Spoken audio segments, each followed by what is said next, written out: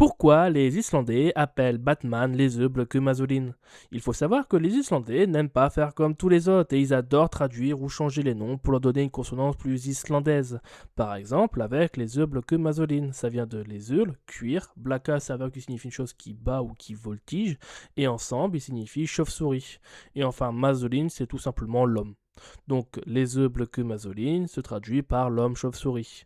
On a la même chose pour Superman qui devient Uppelmennis. Uppel en islandais c'est super et Menni est un mot qu'on utilise dans les noms composés. Il signifie un être humain, par exemple un méchant se traduit par Ikmenni, être humain mauvais ou un être humain méchant. Donc Uppelmennis c'est littéralement le super humain. Mais ici, on a au moins une traduction plutôt logique.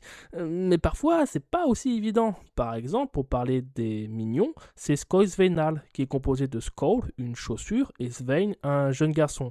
Donc c'est pas la chaussure d'un jeune garçon, c'est tout simplement des cireurs de chaussures Skoisveinal.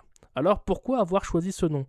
C'est tout simplement car Skoisveinal désigne aussi des personnes au service d'un maître. Donc finalement, c'est assez logique. Malgré qu'on retrouve ces noms sur tous les médias islandais, ceux-ci ne sont en réalité que très peu pratiqués dans le langage courant des Islandais, même si les Islandais d'autrefois pouvaient dire les Masolin. Aujourd'hui, ils diraient plutôt Batman. D'ailleurs, en français, nous avons suivi exactement le même schéma. Toutefois, cette pratique est restée sur les médias islandais comparée aux médias français. Alors pourquoi ils gardent un tel système? Il y a deux raisons. La première, c'est que les Islandais sont très fiers de leur langue et les institutions essayent d'éviter les emprunts étrangers comme ici avec les noms.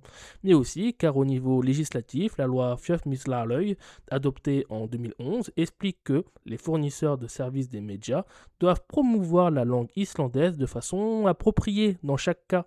Les médias qui transmettent du son et du texte en islandais doivent prévoir leur politique linguistique à cet effet.